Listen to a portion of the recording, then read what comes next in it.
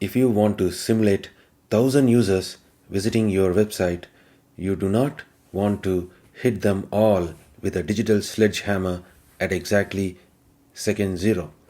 That is not a realistic load test. That is just a website crash that you caused yourself. Welcome back to our performance testing series.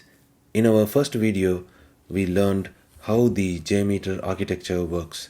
Today, we are going to look at workload modeling. I will show you exactly how to set up your thread groups, how to calculate your ramp-up time, and how to safely test 50 users at the same time on your local computer without freezing your system. In JMeter, a thread, here it is, a thread means a virtual user. If you want to test 50 users, you need 50 threads. You manage how these users behave by using three main settings: the number of threads, the ramp-up period, and the loop count. So think of it like a big office building. If 50 people try to run through one small door at exactly 9 in the morning, the door jams. But if those 50 people arrive slowly over 30 minutes, everyone gets in safely.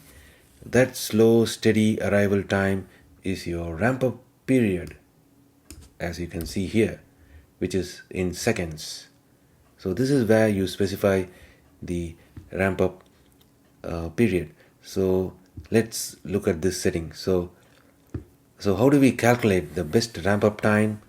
If you choose 50 threads with a 50-second ramp-up time, so here I have 50 threads with a 50-second of ramp-up time, JMeter will start one new user every single second. So 50 seconds for 50 threads. So one thread is, JMeter will start one new user, that is one thread, every second. So if you change that ramp-up time to 10 seconds, what will happen here? JMeter will start 5 new users every second. So in 10 seconds, it has to start 50 threads or 50 users. So divide the 50 by 10. So it has to start 5 new users or 5 threads every second. A shorter ramp-up time creates a sudden spike in traffic. Be very careful, because a ramp-up time that is too fast can overload your computer time first. So it can overload your computer, and which will give you wrong test results before your server even feels the load. So let's set up a safe test for 50 users on your machine. So in JMeter, change the number of threads to 50 as shown here. So, and also set the ramp-up time to 25 seconds. So which will make the JMeter, which will allow the JMeter to add 2 users every second. So you can see how that calculation works. So adding 2 users every second. So this is a good setting so that your computer can breathe. For the loop count, select infinite. So do not worry, we will not let it run forever. Look at this checkbox here for the thread lifetime. So here, when you check this checkbox, you can specify the thread lifetime and set the duration to 120 seconds. What this means? This means your test runs for exactly 2 minutes, giving your users enough time to work together at peak load before stopping cleanly. Now look at these numbers right above. This is where the hidden setting is that everyone ignores. So you can see here the action to be taken after a sampler error. So there are a lot of options. By default, it is set to continue. This means if your database drops or a login fails or something else happens, any error in the sampler, any error in your test, what happens? JMeter will blindly keep sending request because we set continue here. So it will continue sending request even when there is an error, some kind of error like a DB is down or a login failure. JMeter will keep pushing the load. It will keep sending the HTTP request, for example here. So the test continues, and this creates a snowball of errors that completely ruins your final report. So if you want realistic results, you need to know exactly when to change this setting. So if a single request fails, but a real user would normally keep browsing, you should change this to start next thread loop. This stops the broken action immediately, resets the virtual user, and starts them fresh on the next loop. It keeps your test running smoothly without flooding your server with thousands of useless broken requests. So whenever you get a sampler error, it makes sense.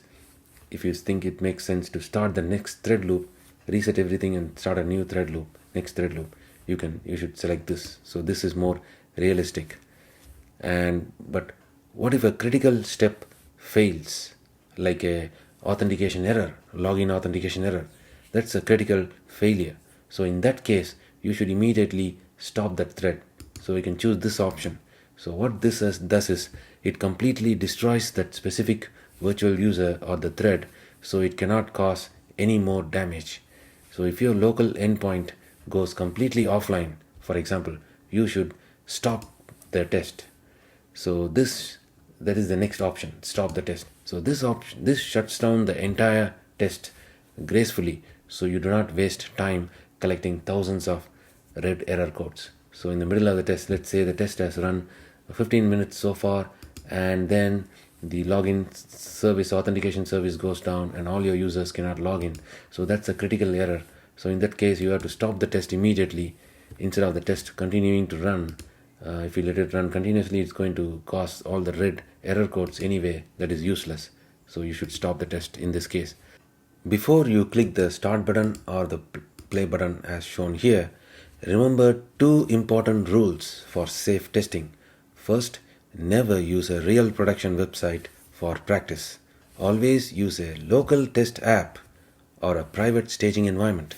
Second, open your computer's task manager, or if you have a MacBook, you know where to do that. And in the task manager, if your own computer CPU reaches 100%, your test results are completely wrong because your machine is too slow, not the application server.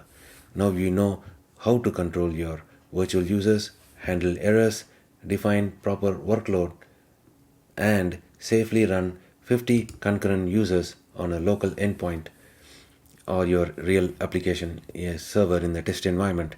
But what if you need to create complex spike tests or maintain a strict, steady level of traffic?